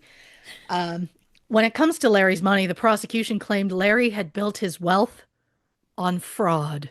First, they claimed Larry shot the tip of his own thumb off to collect disability, especially since, based on the photos, it was not a crocodile attack, and because Larry claimed he was unable to work as a dentist and yet continued to see patients, including building a completely separate practice. Secondly, the prosecution claimed Larry cheated his dental patients by either purposely refusing to do fillings or by drilling unnecessary holes in their teeth while they were sedated so he could force them into doing root canals and crowns, which are costlier procedures. Multiple former employees claimed this was true, and I honestly wish there was proof so that those former patients could sue him. Did Larry have a motive other than money to kill his wife? I mean, yeah, one idea is Larry potentially killed Bianca so he could be with Lori. The prosecution claimed Lori gave Larry an ultimatum that led to Bianca's death. Lori denies any ultimatum, saying, "Why would I wait 15 years to give him an ultimatum?" And I agree. Why wait so long? She was already living her best life as his side piece. But an ultimatum makes sense when you remember Bianca discovered the affair in spring of 2016. So maybe it's possible Lori heard Bianca gave an ultimatum, so Lori maybe gave one in return. Or maybe Lori didn't give one at all, and Larry decided the only way he could be with her was to kill his wife. I mean, then he'd get the girl and the money, which is a pretty damning motive. The defense, who claimed that Larry didn't have a single motive to kill his wife, said there was no evidence that Bianca's death was murder at all. They pointed out the crime scene was a mess. They claimed the police who first arrived on scene removed the gun from the room immediately because they were apparently concerned that Larry might use it to hurt himself, even though there wasn't supposed to be any ammunition in it. The body was then removed from the cabin and then put back in the cabin while they were waiting before taking it for an autopsy. All of this happened before the crime scene photos were taken. The defense also argued that the autopsy might not have been accurate as the doctor who performed it allegedly stuck a ruler in the wound and moved it around. They're claiming that this changed the size of the wound. Why? Why? We hear so much on this show. It's the medical examiner's guide. It's yeah. Moved it around. Gross. It's wild. It is wild. But to that I say, if that supposedly happened, why would Larry be so upset that photos were taken? Because you would think it's like, oh, well, he did things to muck with it. Who knows? So, I mean, look, most of the evidence in this case is circumstantial, but the damning testimony came from Brian Lovelace, the bartender at Steak 44, who claimed to overhear Larry tell Lori, quote, "I killed my fucking wife for you." And in a move I absolutely did not see coming, the defense said, yeah, Larry did say that. What? Yeah. Yeah. Instead of denying, they went, yeah, yeah, yeah, you're right. He did say that. But Brian missed the beginning of the statement, which was the FBI think that I Oh, killed my fucking wife. okay. Wow. Yeah, that's a bit of a stretch. Um, Brian testified he only heard the last part of the conversation, so it was possible he hadn't heard the full statement. However, if Larry did mention the FBI, why did Lori up and walk out after he said it? And why was Larry talking about the FBI investigation when he didn't even know about it? He claims Oh, at that dinner he was stressed out about the FBI investigation. But that conversation was in January 2020. Larry didn't learn about the FBI investigation until the summer of 2020. So how would he think that the FBI thought that he killed his wife if he didn't even know they were investigating him for it? oh, this is such a rookie move of this defense It's counsel. not great. At this point in the trial, Larry's lawyer was pretty confident that they were Jesus. winning the case. But he had to put Larry on the stand. In the documentary, he outright said he absolutely did not want to put him on the stand. Um, but his original plan was have him testify so that he could humanize Larry to the jury. And he got so cocky about it, he mentioned it in his opening statement. So, since he had done that, he kind of put himself in a corner. And even though he felt they were winning the case, he was like, well, I have to put him on the stand because I've already bragged that Oh, I'm putting him on the stand. Well, Larry got up on the stand and he broke down. I guess it was supposed to appear as though he was crying, but the jury didn't buy it because they were like, it was just a lot of noises and shaking and there was no tears. Um, Larry claimed his relationship with Lori wasn't an affair because he and Bianca had agreed to an open marriage. According to Larry, Bianca cheated on him early in the marriage, which made them decide to have an open marriage from then on. He said they were both reasonably happy with the arrangement. If that was true, then why was Bianca devastated to learn you were sleeping with Lori? And why did Bianca allegedly give you an ultimatum about cutting Lori out of your life if extramarital relationships were allowed? I will say, I don't know if Larry's comment about Bianca cheating was true or not. I do find it wild that at a trial over her murder, when the prosecution points out that Larry's motive was an affair, his response was literally, well, she cheated first. Especially saying that about a woman who cannot defend herself is yes. wild. Disgusting. Um, it's just, it just really gave the impression he was trying to make it seem like it was acceptable, as though one person cheating means the other fully gets to. It's just weird. Um, in the end, the jury found both Larry Rudolph and Lori Milliron guilty. Multiple jurors later stated they weren't sure. They were pretty sure they were going to say not guilty, but what swayed them to guilty was Larry's testimony. So the lawyer was right. Uh, Lori Milliron was sentenced to 17 years and ordered to pay a fine of $250,000. She is currently being incarcerated at a federal correctional institution in Florida and is expected to be released around November 2036. And at that point, she'll be approximately 78 years old. Larry was given an automatic life sentence, as well as an additional concurrent sentence of 20 years for defrauding multiple companies over Bianca's life insurance. He was ordered to pay $4.8 million in restitution as well as a $2 million fine. Larry is currently incarcerated at a penitentiary in Indiana. To this day, both Larry Rudolph and Lori Milliron deny any involvement in Bianca's death. They both immediately appealed. Their convictions were upheld in September 2025. The couple no longer have any contact with each other. As of this record, Larry continues to receive his $30,000 monthly disability payments. No.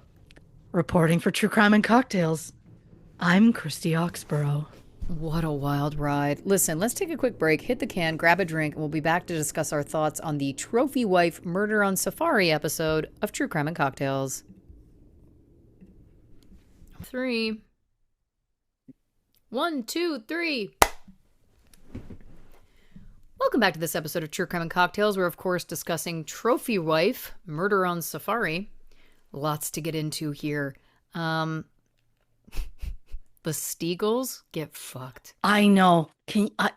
The fact that they were like, it's this or nothing. I just feel like the fans would have been like, nothing. We'll take nothing. It's like if you combined like the Blue Jays and the Red Sox or something and made it the Red Jays, and you just watched an entire society get turned upside down. It's just like, yeah, to me, I'm just like, I get it. But I'm also like, I can't believe they even tried it. Yeah. I just can't believe, like, I'm also like, did they have to do that with anybody else? I should have looked this up. Great point. All right, so many things. It's interesting that their son, Julian, like, talked about having a happy childhood and that his parents never fought and everything. It sounds to me like they didn't talk. It also sounds to me like Bianca was either unable to see what was happening or unwilling to see what was happening. Because to me, if your husband is spending 60 days a year on vacation with another woman and you don't know, that to me is like that is either a unwillingness or a delusion. Like I mean, I don't know. I'm not, to be clear, I'm not blaming her for anything. I'm just saying that it's like, it's just so extreme. The fact that he was also cheating with other people, the fact that he was taking Lori out in public, like he was so overt about it. Like, to me, it feels like maybe she just couldn't look at it or didn't want to look at it. Oh, and so that's why the childhood was so idyllic, because it was like there was no tension because she wasn't calling him out on anything. They weren't fighting. She wanted to believe she was as happy as she thought she was. Right. It's also interesting that you said he had mentioned that like the cheating, he like liked the thrill, and it's like, well, then it makes complete sense that he would then also enjoy big game hunting, the thrill of it, the thrill of like taking a life of something that could easily take yours. Right. So gross. Yeah, it's nothing gets me quite like the photos of them. Like, there's one thing, a man holding up his fish, like the joke that's all you ever see on dating profiles, right? Those, okay, I get it. Fishing isn't my jam, but by all means, you do you. But it's sitting proudly in front of like a dead lion or a dead mountain goat or something, like any sort of creature. You have them propped up, and often there's like blood. And I'm just like, what? No, that does not make me think you're cool. That does not make me think, especially because what are you gonna do with that creature? Well, that's the thing. It's literally just about the kill. It's just about being able to say that I killed this thing that is more powerful than me. And I think that's what's so dark about it. Truthfully, I'm not a fan of hunting. I mean, again, people do whatever they want to do. It's not for me. I don't love it. Do I understand people that do it to then eat? Yes. Oh, yeah. I get it. That makes more sense. Again, it's still not for me, but I can wrap my head around it. And I can't wrap my head around the idea that it's like, oh yeah, I want to go to the jungle and kill a leopard. Like, what are you talking about? Yeah. Oh, no, no interest. No, It's none. just so dark to me. Again, there's just no, when the only purpose is to just be able to prove that you could, that's the Mm. fucking fallacy of man. Disgusting. Um, yeah, the thrill of cheating equals thrill of kills, I wrote down. You said, Bianca started joining him on his big game hunts, and you said you posed the question, was this an attempt to bond with him? And I wrote yes. You know Yes. what? That's an honor to think that I was like that I got there Oh because my that just god. felt automatic to me. But that's nice. This Oh, this without feels good question. to have you back me up on that. Without That's question. nice. Listen, I didn't know her. We're obviously speculating, but to me, I think that it is that happens at the best that happens in relationships that have far less drama than this one, right? A Mm, partner can be like, I feel disconnected, or I don't like, maybe if I take an interest in my partner's interests, then I'll spend more time with them. And by the way, that isn't always a negative. Sometimes it's nice if a partner is like, I want to do this thing, I want to get into this thing that you get into. sure. But I also think that I just don't know that I truly believe that she didn't feel anything was going on. And I Mm. think that it would make sense that it would be like, rather than confront it, rather than have to talk about it, she's like, I'm just going to try and get into this thing that he likes because then I can be a bigger part of his life. Which again is innocent. That's it's not, I'm not saying it as a judgment. Um, this whole thing with the thumb, Mm. my brain, because again, my brain works in like song lyrics and like images. And the Sure. immediate image I got was like, imagine the logistics of a crocodile eating with its little teeth, like taking the tiniest little bite. Like Like a cat's teeny little teeth. Just yes, yeah. 100%. It was like, in order for it to be just like part of the thumb, Yeah. just like the top of like a crocodile's snout is it's so long. Yeah. Like, how did it do it? It's like, have you seen those videos on the internet when someone says to their dog, like, okay, just take a little bite, and they hand them Mhm. something, and the dog Mhm. just, like, with its little tiny teeth, takes like the littlest bite. It's adorable. It's like, is that what the crocodile did? It would have had to have. Well, and here's the other thing. Like, I don't know if I fully like clarified it all, but like there there was like the thumb. You know what? I'm gonna draw it. Please, There's no please. need for this. There like the tip of the thumb was still there. It was just hanging on. I can't believe So I'm did they reattach it? so no, because okay. So how do you draw a thumb? Just like copy your own thumb, lady. Like, because there's that's I've got a chubby thumb. So this is this isn't making the case file. So it This was is an audio medium. so okay, this is kind of the best. It was kind of almost like that. Oh, That looks oh, like a that's actually really penis. good. Oh, I thought it looked like a penis. Um, Well, I've seen proper penises before. Let's not. The point is, so yeah, like there's the knuckle, I and then see there it. like this was still kind of attached, but this was just barely hanging on. So they took it So off. I do believe they did remove that, but he has still all of that. But again, even a teeny tinier bite than you think. That's what I'm saying. Like, I don't even know how. Anyway, it felt funny to me. It was like a cartoon. Like the idea that this crocodile just with like the very tip of its snout, the very front teeth was like, Right. I'll just take the little tip, please. Like, it's ridiculous. I'm And I also think, like, who would go to this level? well, that was going to be my next question was going to be, what did the insurance policy outline as being like catastrophic illness or Oh. because again, I'm like, did it have to be a wild animal attack? Like, couldn't it, is it like if you accidentally cut your thumb, cooking, Oh. does that not count? Because to me, it's just like a real leap to be like, you know, does it have to be an act of God? Maybe like, is it one of those things, and Mm. that's why? Again, yeah, it just feels like a real length to go to. All about greed. This man, all about greed.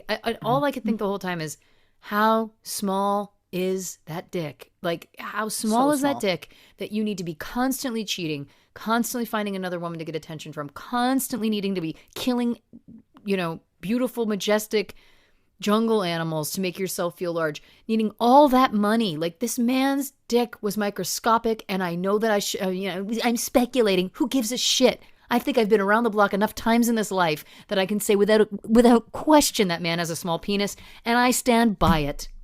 Mm-hmm. Again, I don't think I ever really get across how much I love you and your passion.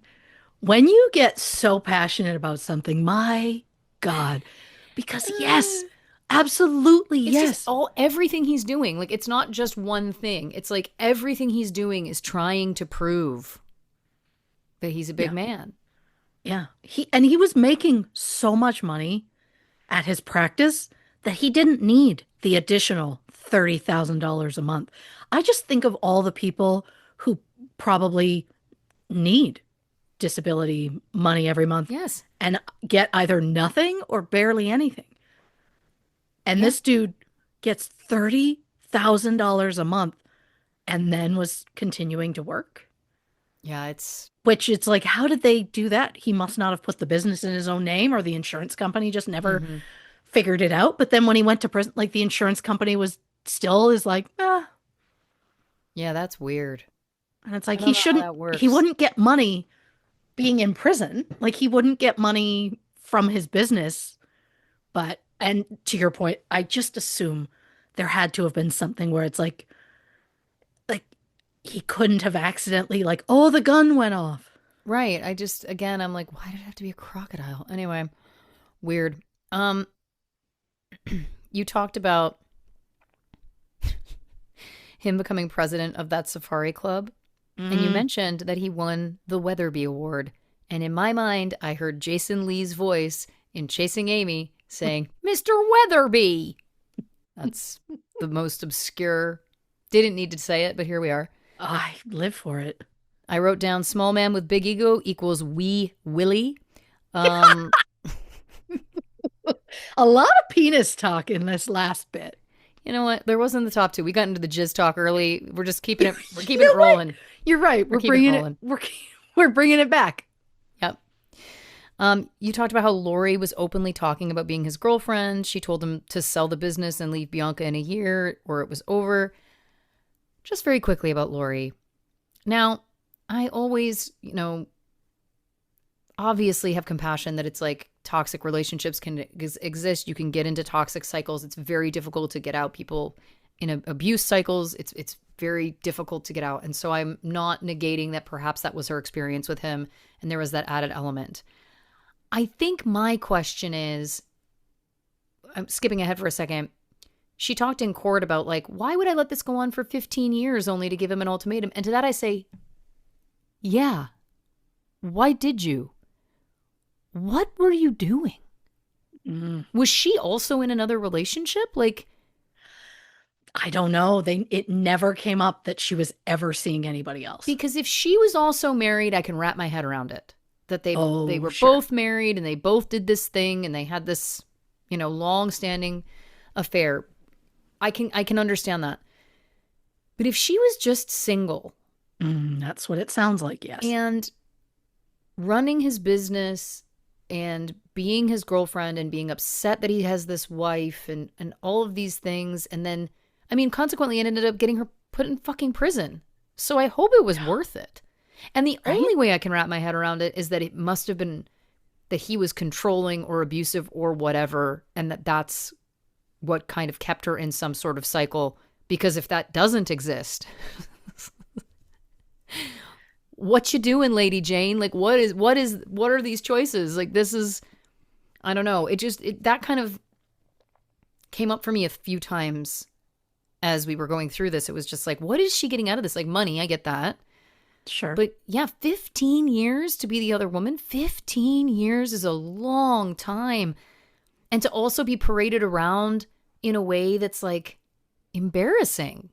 Or I would perceive it to be embarrassing to be taken as his date to these things. And then he ends up like losing, his status with organizations and whatnot. Because again, it's like not your wife. Mhm. Like I would find that embarrassing. But Yes. anyway,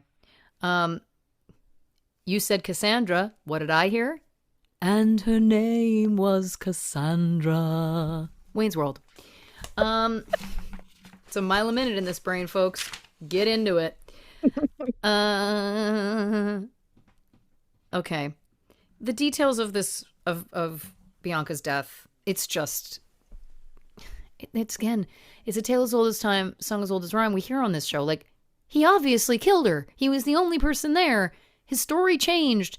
He had her cremated right away. Do I think it's possible he could have bribed police with money to only do a 2-day investigation and let it go? Yes. He I absolutely allegedly think that. tried to bribe the crematorium to do the autopsy immediately. Yeah. Yeah. Guilty as the day is long. Like, come Mm. on. Then you brought up someone named Otto, and I wrote down, my name is Otto. I like to get blotto. Again, this is just, we started crying. This is how we're ending, folks. It's Just all over the place. all over it. Yeah. Okay. You like me getting passionate? I got one before we wrap this up. Hearing that he has 9 insurance policies taken out on her. Mm-hmm. Him saying she signed them all. Us knowing he forged her signature routinely. My question is this, and I don't know if this is correct or incorrect, but why, for something like a life insurance policy that we know, having done this show, is something that is a massive red flag for a possible potential murder in the future, why isn't it a rule that there has to be a notary, that it needs to be notarized, that the person that it's being taken out on is actually signing it? Is that not a thing? Like, how is that not a thing? Is that a thing in some places and not others? Again, to me, I would say, I think that that's a reasonable rule. Yes. That there has to be a third party paid to be there to witness the person's sign so that they know that they have a life insurance policy someone else has taken out on them. I think that's, I mean, it could save lives. 100%. It's crazy. The fact that he didn't tell their children for a week, the fact that no one else in her life found out till her funeral, this guy is a fucking ghoul. Because you know what it is? You want to fucking do what you want to do and fuck who you want to fuck and cheat on your wife, whatever. But like, to not even have, I'll put it this way, to not even be enough of a psychopath to play it off better. Mm. To not even care about looking guilty. To not even care. Like, he's such a fucking narcissist. He's such a narcissist, this guy. Like, the true definition. And the fact that he didn't, not telling their children, lying, saying the children weren't hers, like, it's so dark. And I don't know what any of that gained him. And that's what's interesting to me, is that it's like, but these things make you look bad, man. You are making yourself look guilty. Why on earth would you not just call your children and tell them that their mother has died? Immediately. It's not only disgusting, it's dumb from a criminal perspective. Yeah. Wild. The fact that then it's like he wanted to fly Lori out right away, bought the ticket the day of Bianca's funeral, but then she couldn't go. So 2 days yet later, he meets another woman in Vegas. This man is addicted to power. He's addicted to feeling like he's so gross. The fact that then Lori moved in to be with him. This is 15 years into their, I'll call it, situationship. Nice. Yeah. Why would they lie and say they had just gotten together? Here's my thing. Is it because they thought, well, someone could Google and find out that he was married and we don't want to answer questions and we don't want to justify the fact that we've had a 15-year-long affair? I mean, I guess that's the only reason, because to me, I'm like, otherwise, what do you gain by lying? Just lie about all of it. Right? I don't know. There's something, the dynamic there is really twisted between the two of them. again, I'm choosing to believe that he was abusive because I want to believe the best in her. Because I'm like, otherwise, I'm like, what is this? Yeah. Um, all right, we're almost there. Wild again that it took people in Bianca's life just pushing and pushing and pushing the FBI, and then it paid off. Yeah. And it was all there. It's all, it took time, but it was like, yeah, it's a tough case to prove, but there was no one else there. And there's no science that backs up that it was suicide. And there was no one else there. Yeah. So, case closed, literally. I killed my fucking wife for you. Oh, no, no, they didn't hear me say the FBI thinks I killed my fucking wife for you, even though the FBI investigation had not been brought to his attention yet. That's like a movie. That's like Right. just Yeah. jackassery. Dumb, dumb, dumb. This lawyer is as dumb as he is. It makes sense that he hired him. They seem like two peas in a pod. Um, yeah, I think, ultimately it's crazy again, like not to keep harping on Lori, but it's interesting too, again, that it's like, and in the end, she went to prison for this man. You gave this man your entire life. You worked for him, lied for him, stayed the other woman for him for 15 years. You did all of this, and then you went to jail for him. Yeah. Crazy. It's insane. My only hope for Larry would be that he would be released into some sort of wildlife park in Zambia and hunted for sport. Too much? Not at all. Thank you. I'd like the photo of the like a lion on top of him, Yeah. posed with him. But yeah, Disgusting. it's yeah, I don't care for it. Well, listen, Christy Oxborrow, fantastic work. What a wild ride. What a wild ride of a case. What a wild ride of an episode in the most beautiful way. I think we took people on a journey. And We like did. we always say, art is supposed to make you feel something. And Hey, hopefully people felt something in a nice way. And what a gift to feel. What a gift it is to feel. yes, 100%. We thank you, dear listeners, for joining us. If you haven't already, give us a follow on the socials on Instagram, Facebook, and YouTube at True Crime and Cocktails, on Twitter at Not Detectives. That bonus content, Heated Rivalry, it's heating up. Patreon.com/True Crime and Cocktails to learn more about that. The only place for official True Crime and Cocktails merch is, of course, truecrewmerch.com. And there are still a few tickets left for my UK tour. Go to laurenash.band. Glasgow, Manchester, Birmingham, and London. We have very few tickets left. This is not a sales tactic. It is the truth. Let's get these shows sold out. Come out and join us. It's going to be so much fun. Christy, do you want to tell us about next week's episode? On the next True Crime and Cocktails, the McCulkin murders. Interesting. Another one unknown to me. Can't wait to learn about it. Christy, do you want to say goodnight to the people? Oh, she's fine. Mm. Good night, Catherine. Good night, Moira Rose.